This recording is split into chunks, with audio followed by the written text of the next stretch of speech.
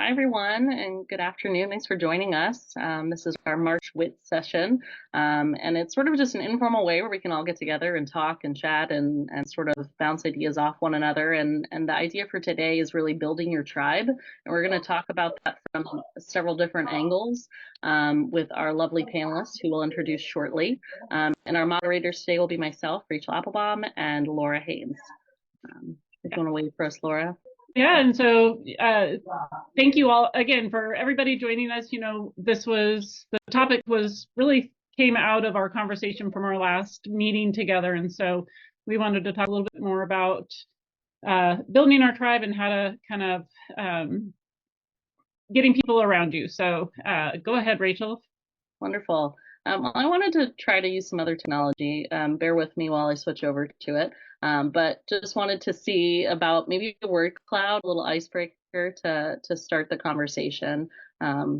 Jamaica assured me this will be edited out later, so I'm gonna hop over to it. Sharing screen. Okay, can everyone see my screen by chance? Awesome. Okay, so there's going to be a QR code here for you, and you should be able to scan it with your phone. So it'll come up in 1 second. And the question is, how would you describe yourself? So because we're talking about building your tribe, you often are interacting with different individuals and sort of, figuring out who you seem to gel with or mesh well with. And it could be, introvert, extrovert, talkative, quiet, however you want to describe yourself. Just wanted to get a poll of the group. And sometimes it can be deceiving how you might describe yourself or how someone else might describe you. But curious sort of how you would describe yourself. So once responses go in, they should just pop up. If the QR code's not working, let me know.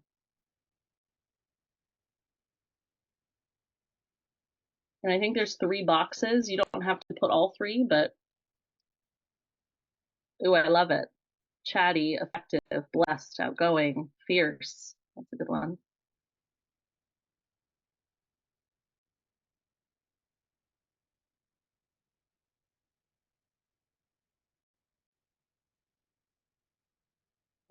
Mission driven, confident, loyal. We'll give it another couple minutes or a couple seconds to see if anyone else chimes in with their thoughts.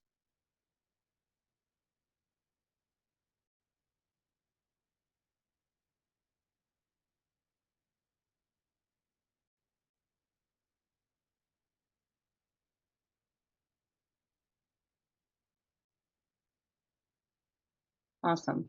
Well, more might funnel in, but I think it's just a cool way to sort of get an idea of the group and maybe what they value as well as sort of how they define themselves. And it's interesting that introvert's very large because as trauma surgeons, we very much take command and control in the situation. But as an individual or person, maybe that doesn't necessarily describe our behavior or how we fit in, which can then make situations where you're navigating either national meetings or navigating a new job and a new environment, sometimes a little more difficult. So that's something we'll talk more about with our panelists. But I love everyone's suggestions: bubbly, driven, ambitious. The next question we have, same idea. It should just pop up and populate. You don't necessarily need the QR code again. Do you have any barriers preventing you from networking or talking to people? If you just want to share your thoughts or suggestions.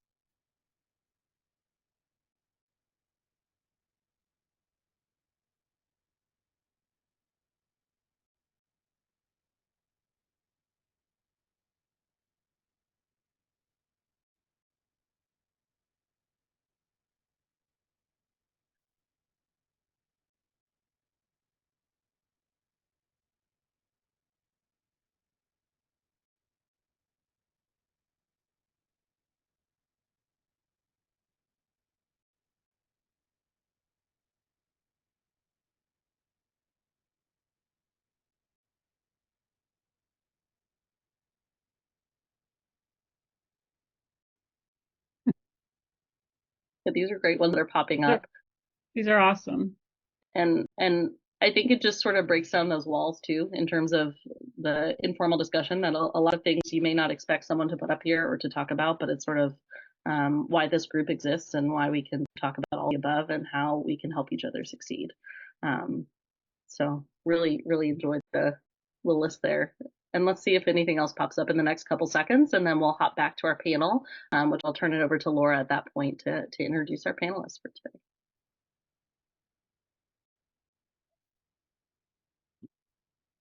Awesome. Okay, I'm going to share back. So I'll stop sharing here. Thank you, everybody, for participating in that. It's nice to know. I mean, we all feel a lot of the same things, and so I think it's important to know that we're not alone in the way that we're feeling. So I'm going to start by introducing our three panelists, and this is going to be very informal, which is the whole point of this. So we're going to start with Dr. Jamie Coleman, and she's going to talk a little bit about networking and connection, and maybe a little bit about trying to overcome the introvert that you are. So we will start with her. Next in line will be Dr. Krista Kaups, who's going to talk to us a little bit about kind of finding yourself through navigating national organizations and kind of making the most of meetings and finding your place there. And then we're going to wrap up our panelists with Dr. Stephanie Bonney, and she's going to talk about your mentor sponsor and really how to be a good mentor and how to be a good mentee. And so we will kick it off with Jamie. Hello. Let's see if I can put this in gallery view so I can see everybody. Okay. So yes, disclaimer is I am actually an introvert. It's funny, most people I think wouldn't necessarily guess that about me, but I know Stephanie Bonnie's the only one she's shaking her head. And actually I think part of that is because when I started fourth grade, I was on my fourth elementary school. So moving a lot as a young kid, you realize very quickly, like you were always out of your comfort zone to a certain extent. And so, you know, when we think about introversion and extroversion, technically what I am is called an extroverted introvert. In other words, I can do it and I enjoy it to a certain extent, but the true definition is it does drain energy from me. I mean, definitely after a meeting, after 2-3 days of, you know, the meeting, the talking, etc., I can do it and I enjoy it. But I'm definitely ready to be with a book and not talk to anybody for days on end after. And so, you know, when I got this topic, I think the first thing for me was thinking about then, okay, for someone who is introverted, I do enjoy going to meetings and I do enjoy networking, and why do I engage in it? And I think that that's the big thing. So I took a picture of the screen cloud, the word cloud, and I want to pull that up because I think that ties in nicely. And I'd say my first thing is find your why. And I can share with you really kind of my two whys.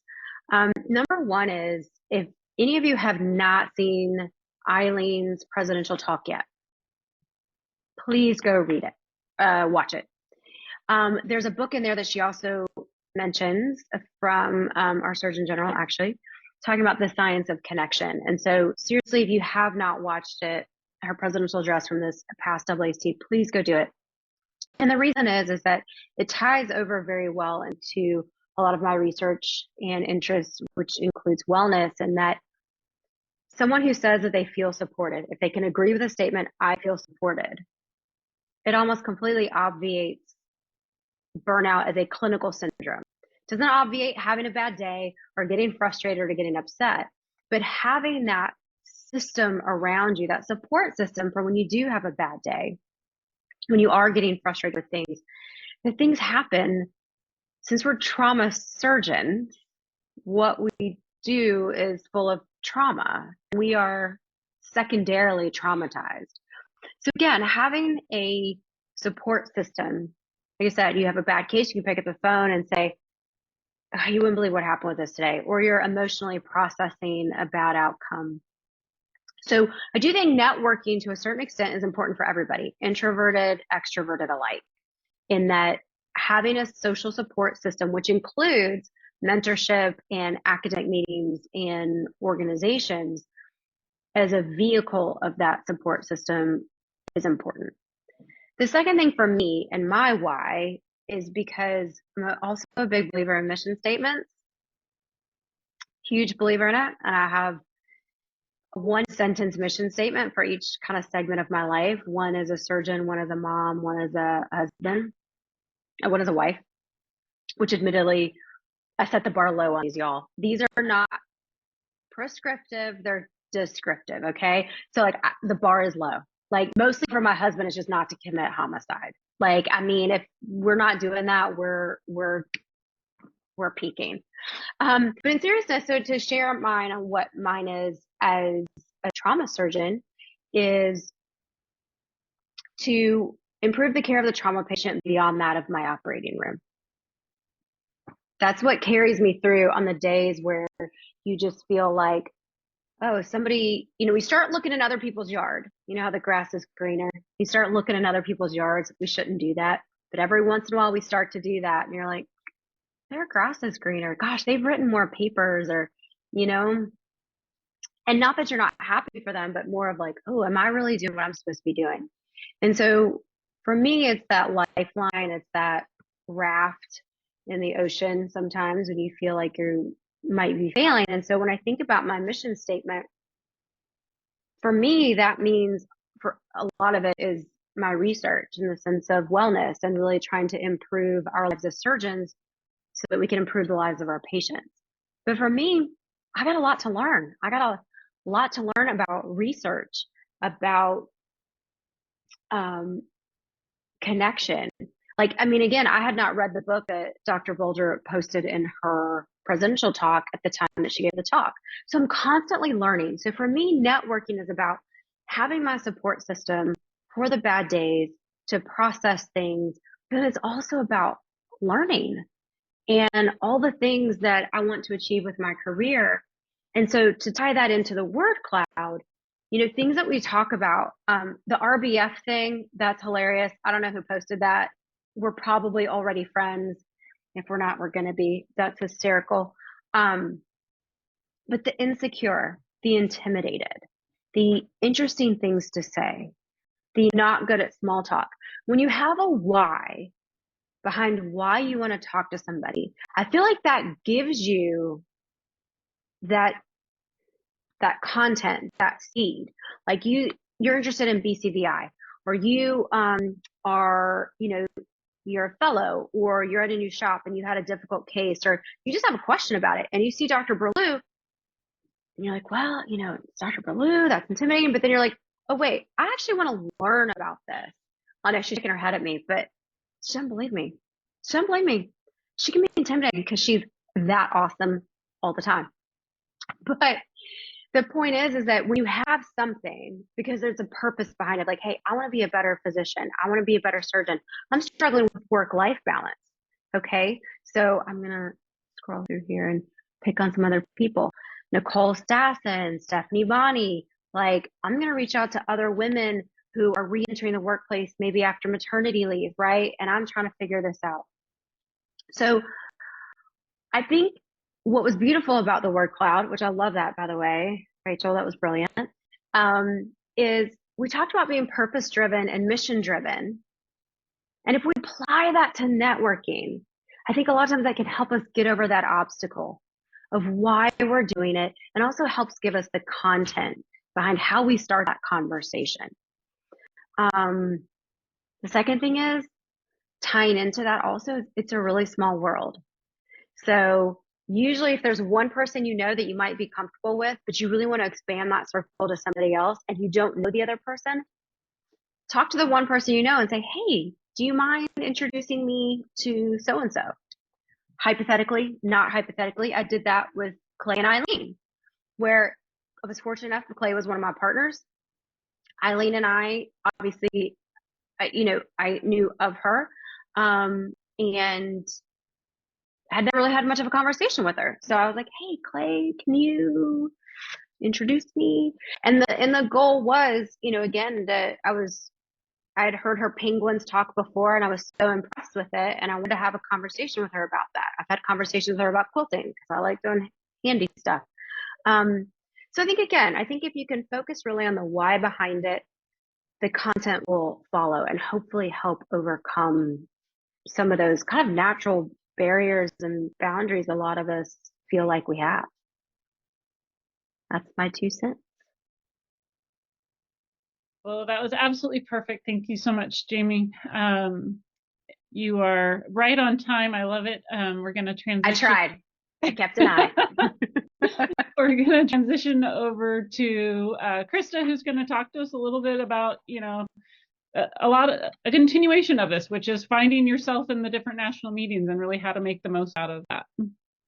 And thank you, Lauren. Thank you, Rachel. It was funny as I was thinking about what I might say, and I always learn from listening to Jamie, and actually, like Jamie, I consider myself an introvert. Book and good cup of tea or coffee, and I'd be pretty happy there.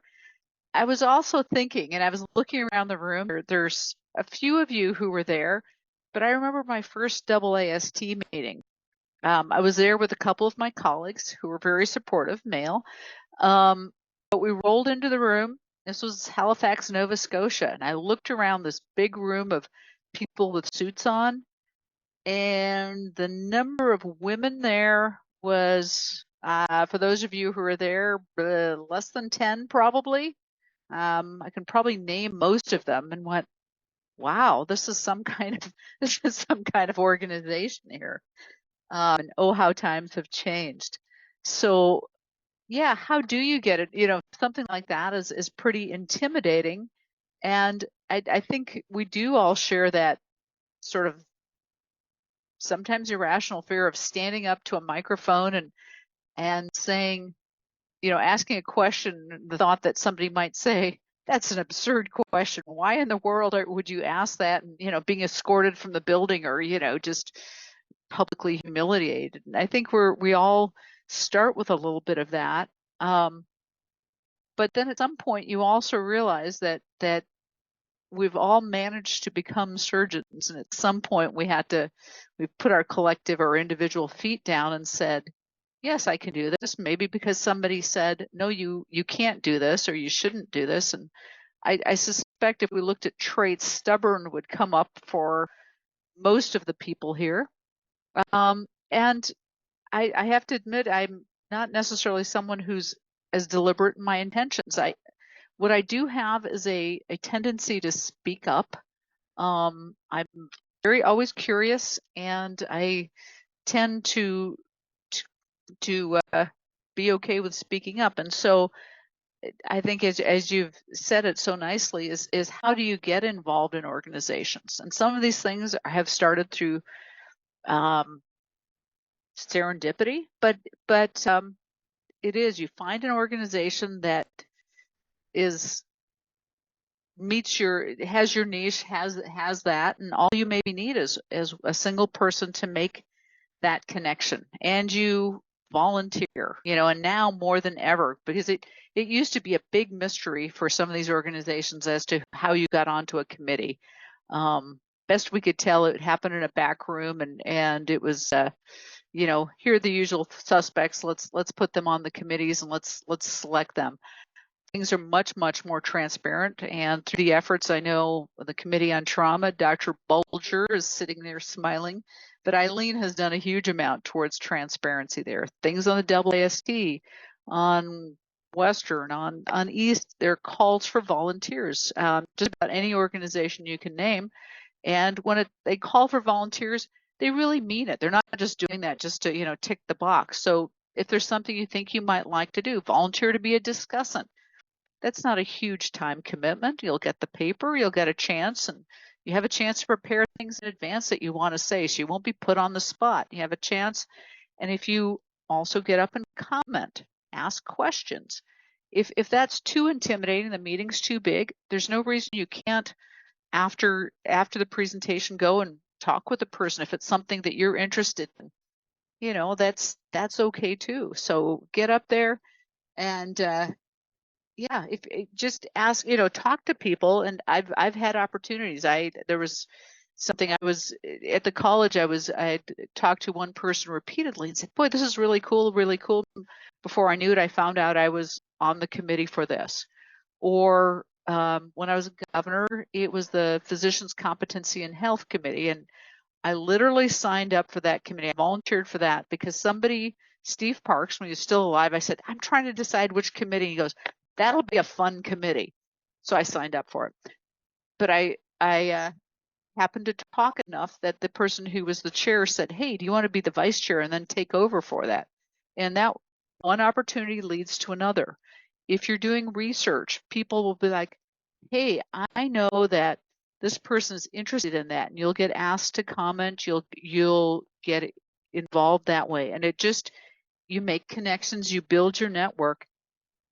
Jamie already alluded to this, but comparison is the thief of joy. That was Teddy Roosevelt, which is kind of a not carry a big stick, but it really is. There will always be somebody who's got awesome research. There'll be always somebody who's got a bigger CV, and it's not about having the bigger CV. It's not about being the princess or the queen of the entire trauma world, or the empress, the czarina of ACS.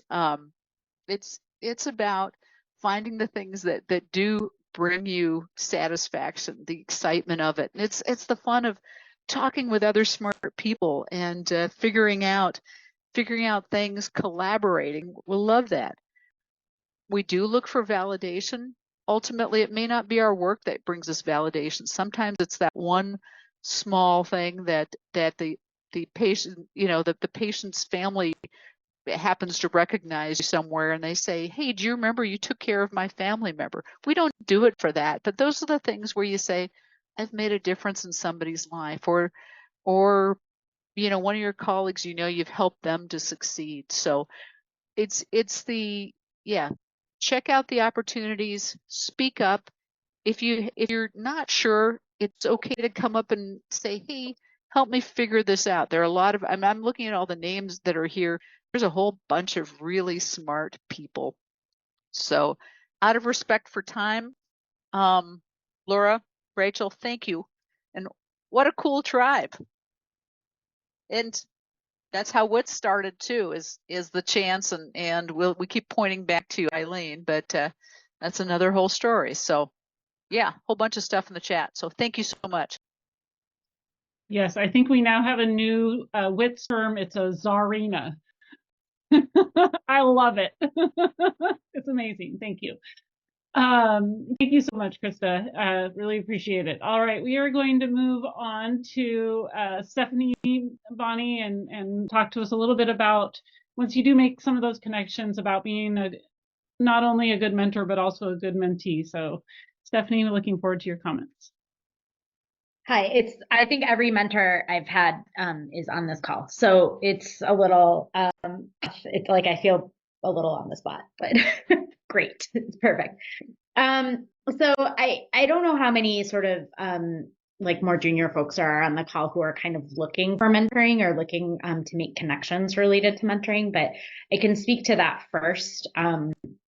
So I'm a huge believer in the society mentorship programs. I met a lot of people through these programs. So, EAST and the YFA and the college, various mentoring programs. I think I signed up or applied for basically everything in my first 5 years. And so I feel like I was kind of throwing a lot of spaghetti on the wall, and like actually a lot more of it stuck than I thought would. And, you get to the point where you have to like start saying no and start, peeling back a little bit and looking at what's really important, because I was a little bit overextended. But a lot of like the mentoring relationships that I developed didn't necessarily like pan out into this sort of like, glowing, like I am talking to you all the time, like I'm going to be you and I grew up type relationship. But a lot of them became very useful, like contacts, like people I could reach out to for like, hey, I just need to know who, just people I became friendly with, and was like, hey, I need to, know what to do here, know what to do there. And actually it got me a job. so for those of you who know Alicia Moore, she was my East mentor.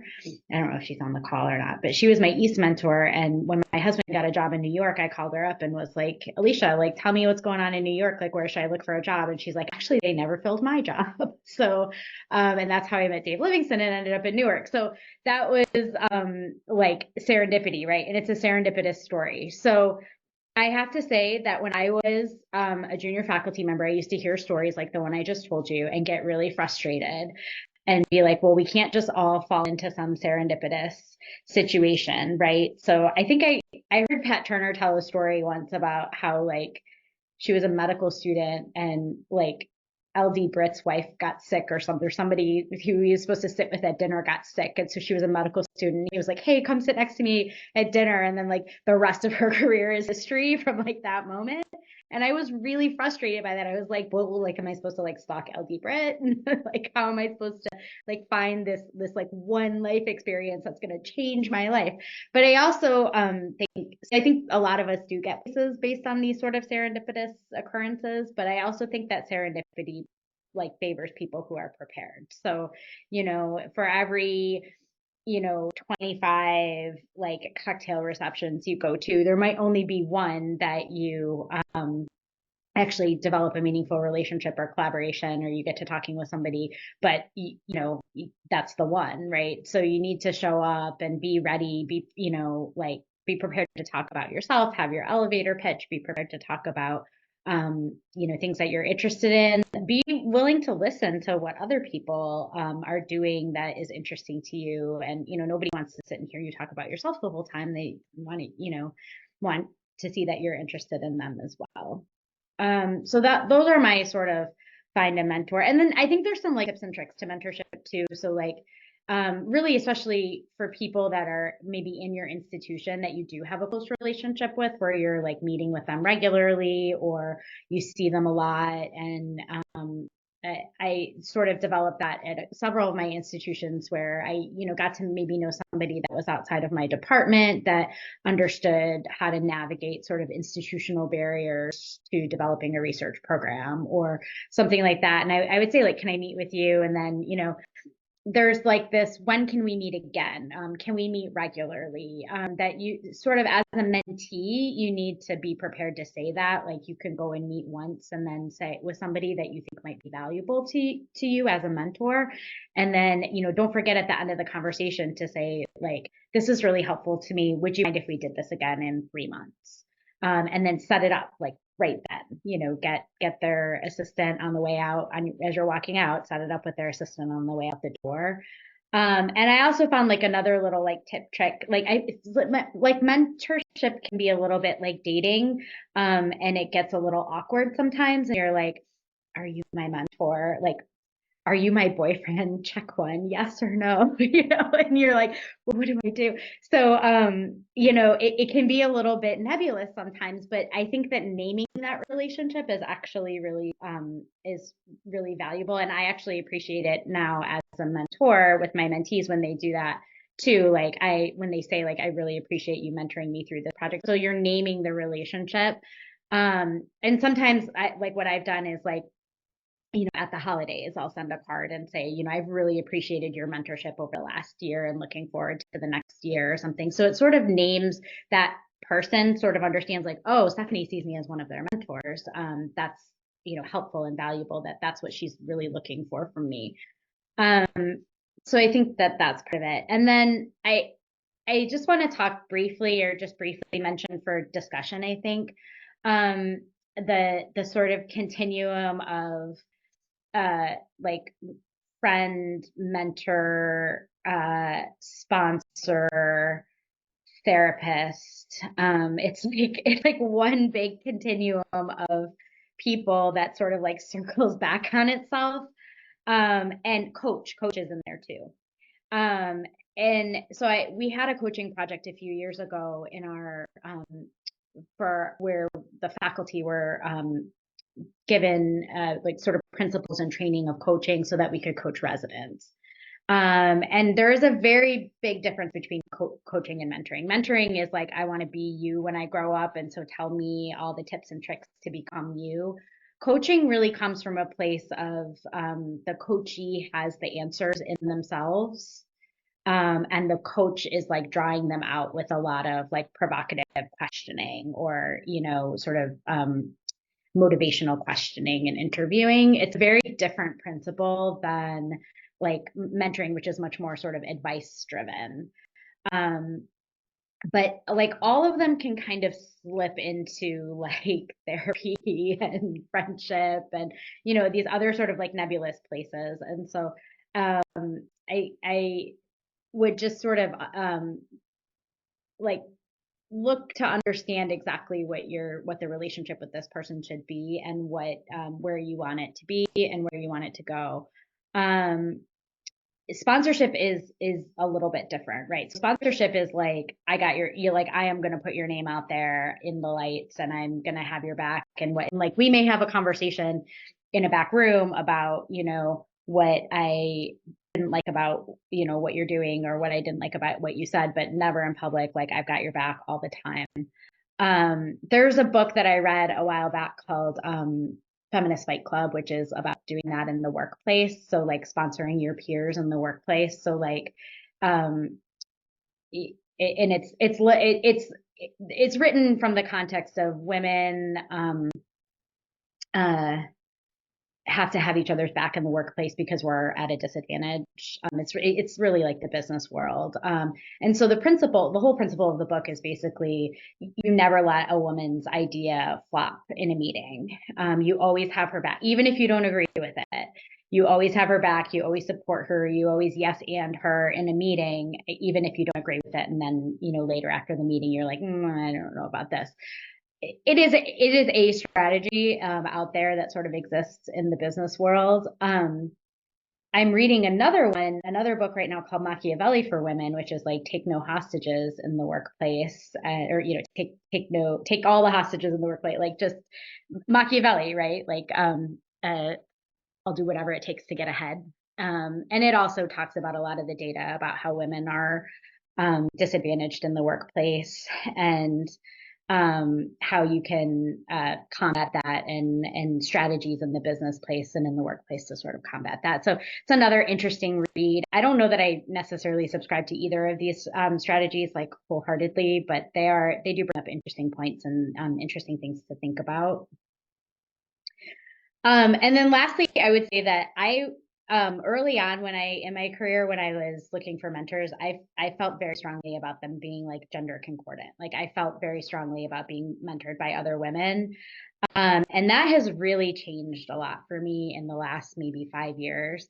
And I don't know if it's because women's position is changing in the sort of context of things, or if it's because the things that I need mentorship, sponsorship, collaboration on now are different than they were early in my career. So like, earlier in my career, it was more, how do you, how does somebody with a squeaky voice like me take command of the trauma bay? That's not really something I should talk to the dudes about.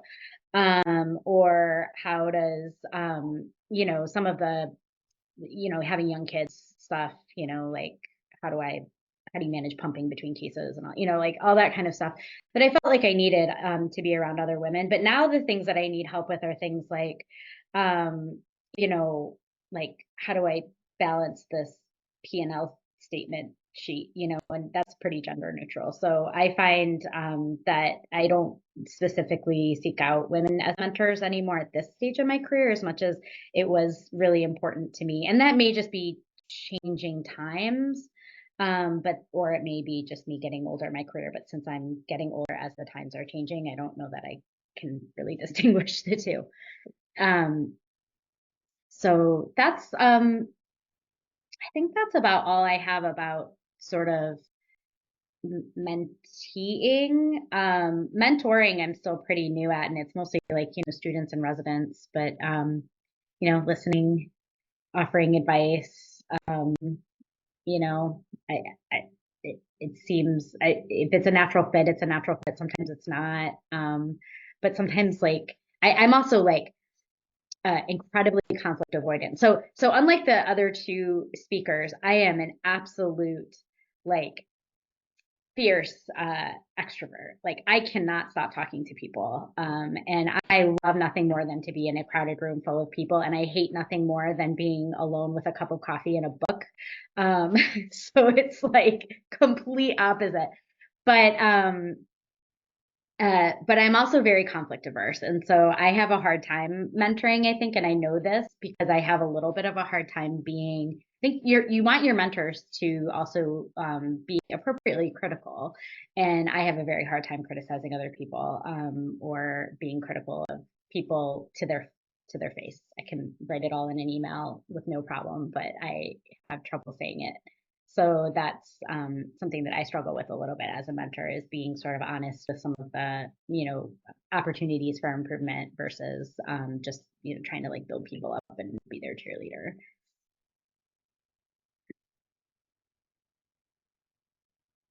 Awesome. Well, thank you so much, all three of you, Stephanie, Jamie, and Krista, for all of your wisdom and words. I've learned a lot. I think we all now, like I said, many of us have a new favorite word. And so if there are questions for the speakers specifically, please put them in the chat. If you don't want to put it out to everybody, feel free to direct message myself or Rachel. I think I've been reading the chat as we've been going, and I'm going to go backwards a little bit because it's easier for some reason. But Krista says, it's reasonable to have several mentors at any given time, which is so absolutely true. We should all have our board of mentors, kind of how I look at it. I have different people for different things and different mentors that I've kind of relationships that I've developed over time. And so that's absolutely amazing. And so one of Stephanie's last points, Eileen put out there, she once said something controversial in a meeting and a senior woman leaned over and told her she had her back. So, supporting each other is really important. Awesome. If I can survey the audience, who has a mission or vision statement for themselves? By show of hands, anybody?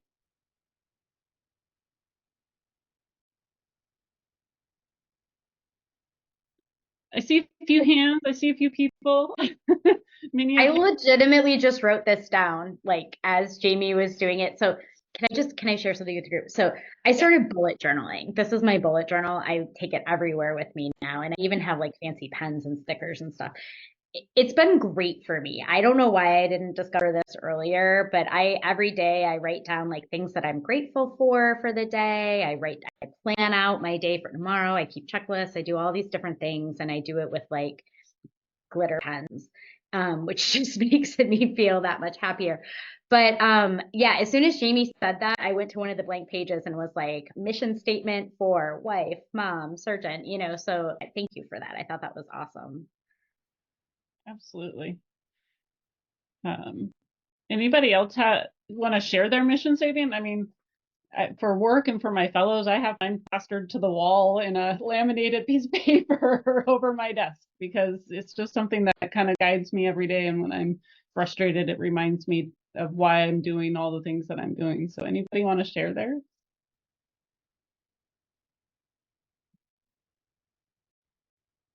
You don't have to, it's okay.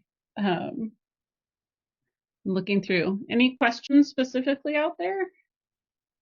Just a reminder, we're supposed to call each other by our first names here. We are all a group of people here to really just help support each other and do exactly what we've been talking about with NetGreat. Deandra. So I have a question. Hi. I'm sorry, I can't really see what I'm doing because I'm on my phone. And somebody else is swiping for me, which is fascinating. One of the things that we talked about when we were planning this session was talking perhaps about what individuals get out of specific organizations, how organizations differ and how you may have different tribes for different interests in your life. And I was wondering if any of the speakers would like to speak to that. I'm happy to jump in on that. I mean, I'll say, I grew up with Feliciano, who had a very specific opinions about organizations, in the sense of, he's like, you need a trauma organization, you need a local regional organization. In other words, like, you need to belong to like the Southeastern Surgical or the Southern Surgical and East and WAST, or Western Trauma and the WAST. And his point was really multifocal, in that, you know, he felt like it was important to have a support system and a connection system locally, regionally, outside of your specialty, inside your specialty, and also nationally in your specialty. So for me, I was very fortunate. Kim Nagy, who's actually the first female president of East, was a big mentor of mine from residency. And in just prime mentorship move, was like, you're coming to East. We'll figure it out, but you have to come, when I was a resident. As a fourth year, as I was about to apply for fellowship. And so for me, I got involved with East very early because of that. So I went to East twice as a resident. I didn't go at all during fellowship, but my very first meeting out, I made sure I was at East. The second thing is, again, talking about mentorship and sponsorship. Dr. Rozicki and Dr. Feliciano were two of mine, and Dr. Rozicki was saying, hey, there's a resident fellow scholarship that through WAST that you should apply to. And I won that when I was a fellow. So for me, both East and WAST kind of happened and became important for me early in my career. So I think, I hope I'm answering the question, but I think the thing is that they can play different roles in different support. East, at the time, this was before we had the associate membership that we have now in WAST. And so East at the time was really a way to get to know my peers, connecting with Stephanie Bonney, Bilal Joseph, Rachel Calcutt, Joe Saccharin, you know, kind of that whole group. It was a way to connect on committees together, and learning how to be on a committee, and learning how to eventually then, you know, run a committee. And WAST for me was a lot of being able to meet the people who are writing the papers, who have written the guidelines, the protocols, the algorithms. So both played a big role for me from a very early age, so to speak. But in my mind, one really kind of helped me build my peer mentorship. So your siblings that are kind of going through the same thing at the same time, which I think is a big part of the connection, the science of connection, and preventing burnout. And then WAST played a huge role in kind of finding and locating those big brothers, big sisters, people that 7, 10 plus years out. I just have to tell this story quickly because Karen Brazel's on the call. Karen Brazel was a huge part of that for me with WAST. I joke all the time, it was the best job interview for a job she never took. But I was first year faculty at IU, and she came for a job interview and she didn't take it, sadly for me. But this goes to the point of, she's like, we're going to stay in touch.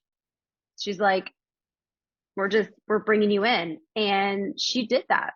And I think what was so huge for me with that was, I was intimidated. I wasn't always going to reach out, but she made the effort to also reach out. And so WAST, I look around just this call and can share stories, but I think those two organizations in particular, for me personally, really helped me build that kind of generational family tree of mentorship and sponsorship in slightly different ways, but both been hugely important.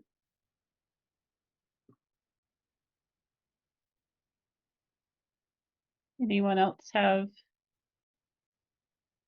I can share just briefly. I think, you know, there's different niches in different societies. And I think some of the really big ones are really big, and you know, we go to them all the time, but some of the smaller ones are where I've gotten to meet more people, where now I get to see them at the other big meetings. And so it's a little bit easier to approach people, and it helps you build that network. And you know, for me, the Surgical Infection Society has been one that was one of the first meetings and societies that I got involved in committees. And so that kind of helped grow some other things. And so I think, you know, there's other things that you may be specifically interested in.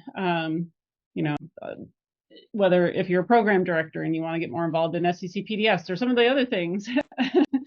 Krista, that one was for you.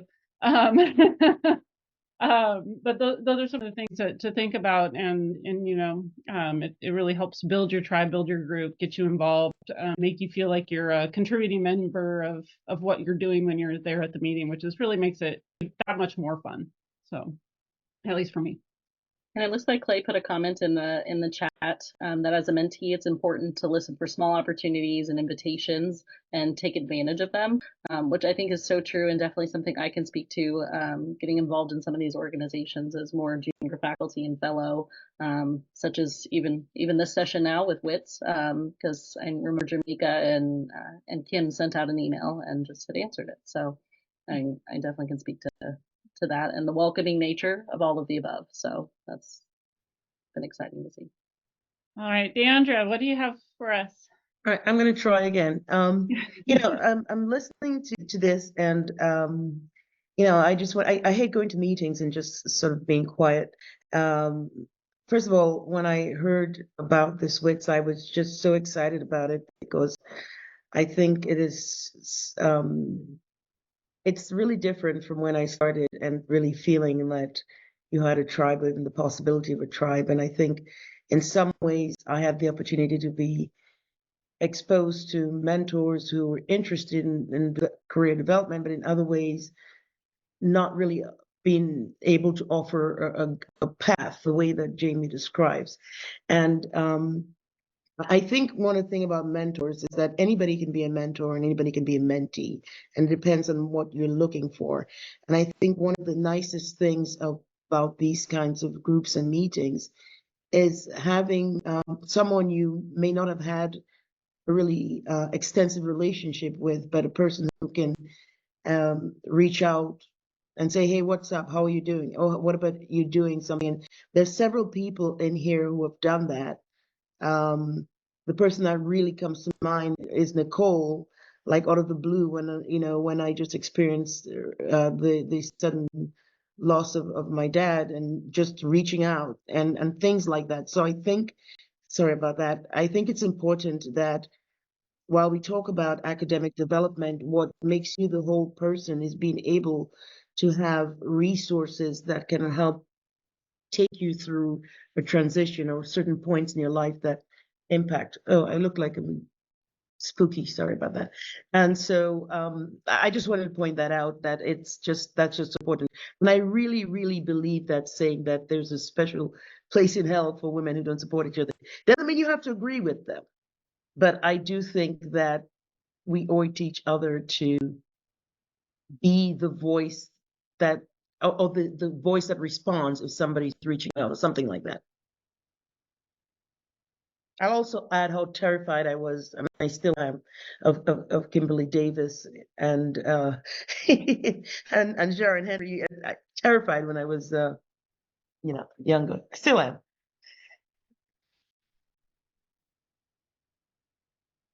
Thank you for sharing. I just wanted to echo those sentiments that I agree. It's not just the work and the academic productivity, but the personal aspects and the connections you can make and the support we can provide one another. That those are probably the bigger items of the tribe at play. Absolutely. Thank you so much for sharing that. Deb, I see your hand is up. Yes, this has been a really interesting discussion to listen to. And I guess, one of the things I would keep in mind is, to take into account your local environment and opportunities that come your way. So I live in Nevada, and when I moved here, there were exactly 2 trauma centers here. And my boss quickly became the chair of the COT, which opened up a position for me of becoming vice chair for my state of the COT. So even though many look at an organization like the Committee on Trauma as something that would be that they would get engaged with sort of mid-career to even late career, it happened to me early in my career, and I just I've just found it one of the most rewarding organizations to get involved in. And I realize that some of you live in states where you're never going to be vice chair or chair of your state. And therefore some of those opportunities will be limited. So I think part of the equation is looking at kind of what the options are in terms of professional organizations, and take into consideration some of your natural connections and some opportunities that come your way. I think all of the other advice that I've heard is really useful. For those of you that are introverts, I mean, if nothing ever comes out of your mouth, it's going to be challenging to meet your career goals. And so I think speaking up, and as has been mentioned, volunteering usually with something small and carrying through just early and well, and you gain your reputation. And I would just say, don't be shy and talk to people you don't know. I've done that more and more as I've traversed through life. And sometimes just you meet actually some of the most important people in your life that way. And I think there's one kind of comment I would really like to sort of clarify, and I tried to make it in the chat. I think it's one thing to support your fellow women, and then I think we probably all know a woman, or we've had some experience that they are not only not supportive, but they are, sort of anti, if you will. And I would say that a special place in hell exists for those people. But I'm sure most of us have encountered people like that, male or female, and it's important to be able to move, beyond that. So anyway, that sounds like a great conversation today. Thank you so much. Hey, Nicole, I see your hand is up as well. Well, just a couple of things. As most of my friends that are on the call would say, my husband would say I don't really like people all that much. When I go to big things, I would rather crawl away anytime. And I think it's a lot of work for those of us that don't feel very good about that. But where I see the responsibility with that, and Deandra says, well, gosh, she called me out of the blue and happened to notice something and commented, but that's because somebody did that for me. And I think keeping your eyes and ears open, and when you see somebody struggling, reaching out and remembering those that reached out for you, because sometimes it just takes a little bit, you notice it and you move forward. And to echo what a lot has said, there's so many different opportunities, looking at them, screening through them, picking the ones that you're interested in so you follow through. I ended up on the Trauma Critical Care Board because of Kim Davis, because I did work with another committee. It all kind of builds on, one thing and the next thing and the next thing. And then remembering those that have worked with you and advocating for them as we transition. One of my partners used to say, your first 5 to 10 years of your career judged kind of by your what you've accomplished, but after that it's what those who you mentor accomplished, and how you're bringing them forward, because it's not about you anymore, and it's actually a lot more fun because then I don't have to do all the talking, because then they do. So it's perfect for those of us that really are not good at that. That's why I have my spouse. He's the show pony. He talks to everybody, and then I don't have to. That's awesome. I love that. I love your comment about keeping your eyes and ears open to those around you, and reaching out for those who, if you see something or somebody who's looking like they're in need, definitely important to support each other. Hey, Leah, what you got? What can we? Hey everyone, sorry, this is actually my first WITS event. I'm Leah, I'm a first year ACS fellow in New Mexico. Welcome. So thank you, it's great to be here, and sorry, it's going to be really hard to follow the rule of calling people by their first name. after just finishing residency. I can't picture myself calling Dr. Kalks Krista. That just makes me laugh. But I just had a kind of a general question as far as kind of balance and not, I hate the word balance because it means something different for everyone, but I guess multitasking. So just being a first year fellow between, juggling oral boards and getting used to a new hospital and having a young daughter, and then just thinking of being an attending out on my own soon and really trying to hone my surgical skills. It's kind of a lot already, but I want to get involved with these types of opportunities. But it's hard to pick up so many things and worry about dropping the ball on one. So I was just wondering if anyone had any sage advice for how to do that. Do I have any volunteers? Yeah, time limited short projects are your friend. I think Jermica put in the volunteer form for like micro volunteer, I think is what I saw it called. But we all said volunteer, show up, but you got to follow through. And so I think you're winning by already knowing your limits. And so just picking a project that has a finite endpoint, has a goal that you think you can achieve, and then starting there. So even if it's being a discussant or whatever, small little thing, it may seem small, but it will give you something to put your stamp on, something to say that you did, and get you started and still connected. Sure. Awesome. And making sure it's something that you're interested in, because I think we all fall in the trap. I think Stephanie brought it up when she was talking that you're sort of like, I'll do this and this and this, and all of a sudden you have 1,000 things, 999 that aren't really value added to you. They feel like have-tos, and then you end up not doing them, and it becomes a vicious negative cycle. And if you're not sure, talk to your mentors, talk to your friends, like, hey, looking at doing this, worth it, not worth it, what does it really mean? Because I think sometimes even with the volunteer opportunities, it's hard to really glean, even with really elegant write-ups, what it means. So ask for clarification. And when someone says, hey, give me a call if you got questions, they do mean it. So call. I'm going to quote Basil, which I almost never do, but I will quote her today. No is the complete sentence. So if somebody asks you to do something that isn't part of your ethos or what gets you out of bed in the morning or makes you happy, say no. You're better off saying no to things that don't bother, that don't really catch your interest. Because if you don't follow through on a project, that's a worse reputation to carry forward than the reputation of saying, I'm sorry, I can't participate in that right now. So Karen, thank you for teaching me a 2-letter sentence. And I think the other thing I would say is there are a few doors that only open once, but most of them, particularly early on, they'll come around again. And people will remember you doing an outstanding job on one thing and ask you to do something else.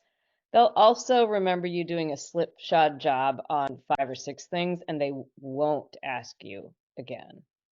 Yeah, I think also, like, when you're finishing your training, right, like you spent your whole life doing things that you maybe didn't love because they were a means to an end, right? Like we all had to suffer through physics class and pediatrics rotations, right? But like it was all to the end of getting a surgeon. I'm just saying the things that I particularly hated.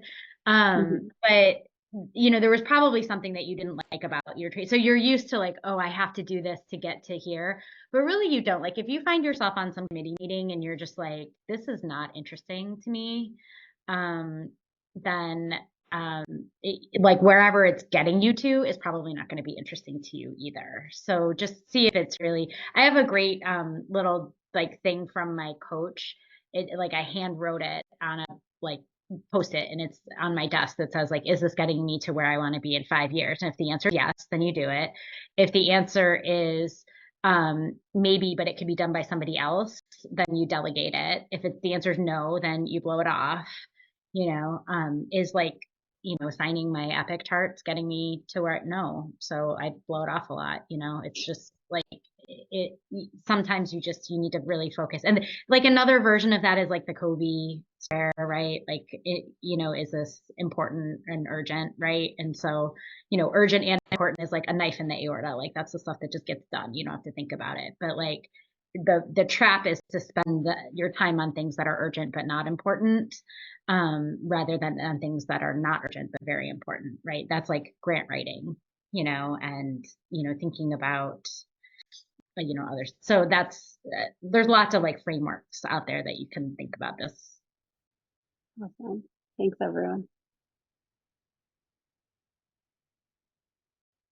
I think Laura had a nice addition there in the comment box that it very much goes back to the why, just keeping that in focus, which I think Jamie had mentioned initially, which is a nice connection. But if you keep that centered, it'll always bring back what you're actually interested in and wanting to do. Well, I think that brings us pretty much to our hour. I don't know if there's any other thoughts or comments or reflections that anyone wants to share. Just wanted to thank our panelists again for taking the time and for everyone contributing in the conversation. I know I personally really enjoyed it, and loved everyone's responses in the word cloud. So thanks for appeasing me. Laura, any other comments or lasting remarks?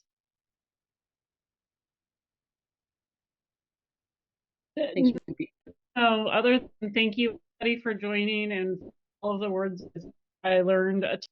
I guess I'll use Stephanie's term of speed journaling. So I have a lot of words of wisdom and things that we'll put together in